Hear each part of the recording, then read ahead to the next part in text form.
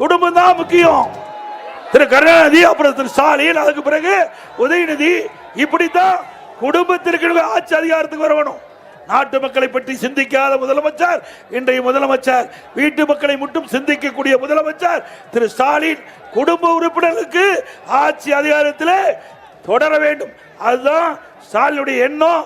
இப்போ உங்களுடன் ஸ்டாலின் யாரு உங்களுக்கு இப்பதான் இது மாதிரி விளம்பரத்தால் அடிச்சு வீடு வீடா கொண்டாந்து உங்கள்கிட்ட காட்டி இதுல 46 பிரச்சனை இருக்குதான் மக்களுக்கு.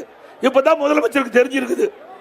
நாட்டு மக்கள்கிட்ட 46 பிரச்சனை இருப்பதாக 4 ஆண்டு கும்பகரண போல தூங்கிட்டு அடுத்த ஆண்டு தேர்தல் வருகின்ற பொழுது இந்த 46 பிரச்சனை இருக்குதுன்னு இந்த விளம்பரத்தார் எடுத்துட்டு வீடு வீடா வந்து அதிகாரி வந்து உங்கள்கிட்ட விசாரிச்சு அதை குறிச்சிட்டு போய் சம்பந்தப்பட்ட துறையிட்டு சொல்லி நிவர்த்தி செய்வாங்களாம். இது நடக்குமா? இருக்கிறதே 7 மாசம், 4 ஆண்டு காலம், கிட்டத்தட்ட 50 மாத காலம் இந்த ஆட்சி வந்து உருண்டோடி விட்டது. அப்பெல்லாம் மக்களை பார்க்கல, வீட்டு மக்களை மட்டும் கவனம் செலுத்திக்கிட்டு இருந்த முதலமைச்சர் அடுத்த ஆண்டு தேர்தலை மையமாக கொண்டு மக்களை ஏமாற்றி ஒரு நாடகத்தை அரங்கேற்றிக்கிறாங்க. யாரும் நம்ப வேண்டாம் என்பதை நேரத்தில் தெரிவிக்க விரும்புகிறேன். அதோட அடுத்தது இன்று இதெல்லாம் இது கம்யூனிஸ்ட் கட்சியை சேர்ந்த இன்றைக்கு கம்யூனிஸ்ட் கட்சியுடைய தலைவர் திரு சண்முகம் அவர்கள் ஒரு கருத்தை சொல்லியிருக்கார். நான் ஏற்கனவே அதிமுக நாங்க திமுக பத்தி பேசிட்டு இருக்கிறோம். அதிமுக என்ன செஞ்சது, திமுக என்ன செய்யல, திமுக ஆட்சியில் என்னென்ன குறைபாடுகள் என்று சட்ட ஒழுங்கு சீர்கேடு, அதிமுக அறிவிக்கப்பட்ட திட்டத்தை கைவிட்டுட்டாங்க, இதையெல்லாம் நாங்கள் சொல்லிட்டு வரோம். ஆனா கம்யூனிஸ்ட் கட்சி திமுக கூட்டணி அங்க வைக்குது. அவர்கள் எதை பற்றியுமே பேசுவதில்லை. இன்றைக்கு ஆட்சி பொறுப்பேற்று 50 மாத காலம் ஆகுது. திமுக கூட்டணியில் அங்கம் வைக்கின்ற இந்த கம்யூனிஸ்ட் கட்சி, இடது கம்யூனிஸ்ட் கட்சி ஏதாவது இந்த மக்கள் பிரச்சனைக்காக போராட்டம் நடத்தியிருக்காங்களா? இல்ல இந்த அரசாங்கத்தை எதிர்த்து குரல் கொடுத்திருக்காங்களா? இன்றைக்கு மௌனமா இருந்துகிட்டு என்னை பற்றி பேசுறார் எடப்பாடி பழனிசாமி அவர்களே. நீங்கள் எத்தனை போராட்டம் நடத்தி சொல்லியிருக்கிறாரு. அவரிடத்தில் சொல்றோம், அதிமுக பல்வேறு போராட்டங்களை முன்னெடுத்து நடத்தி இருக்குது. நீ பாத்தீங்கன்னா 122 போராட்டம் அதிமுக ஆர்ப்பாட்டம் போராட்டம், 122 ஆர்ப்பாட்டம் போராட்டம் திராவிட முன்னேற்ற கழகத்தை எதிர்த்து நாங்க நடத்தி இருக்கிறோம். நீங்க திமுக ஆட்சி இன்னைக்கு விவசாயிகளுக்கு விரோத ஆட்சியா செயல்பட்டு இருக்குது.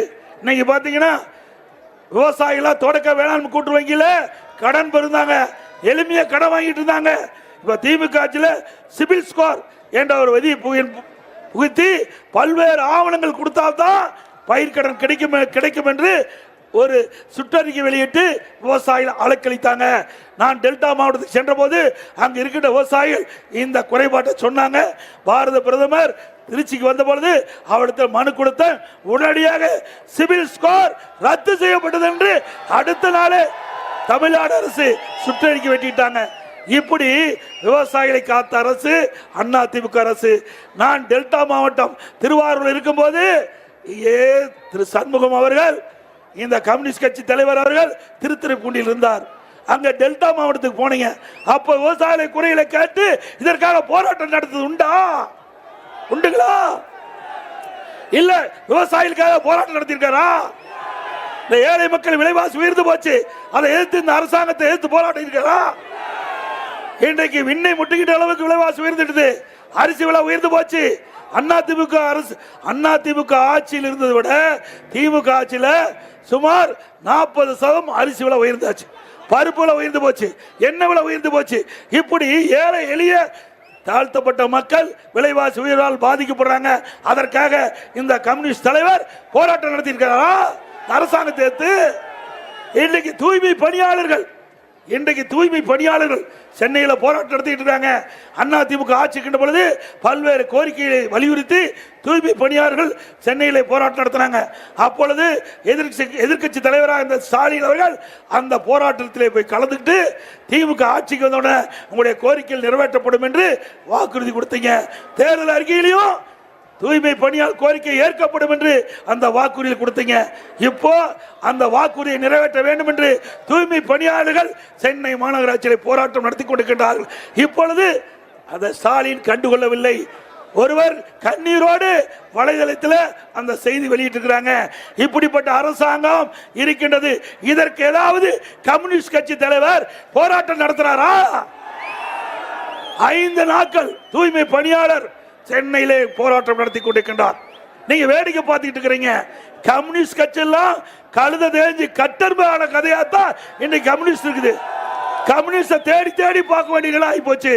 ஆக திரு கம்யூனிஸ்ட் கட்சி தலைவர்களே, நீங்கள் எண்ணி பார்க்க வேண்டும். நீங்க ஒரு போராட்டத்தில் கலந்துக்கிட்டீங்க.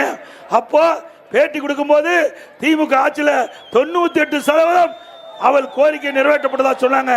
அவர்கள் அறிவித்த திமுக அறிவித்த தேர்தல் அறிக்கைகளுக்கு 98% நிறைவேற்றப்பட்டதா சொன்னாங்க. அப்ப கேள்வி கேட்கும் போது எங்க 98% நிறைவேற்றினாங்க அப்படின்னு நீங்களே எடுத்து கேள்வி கேட்டீங்க.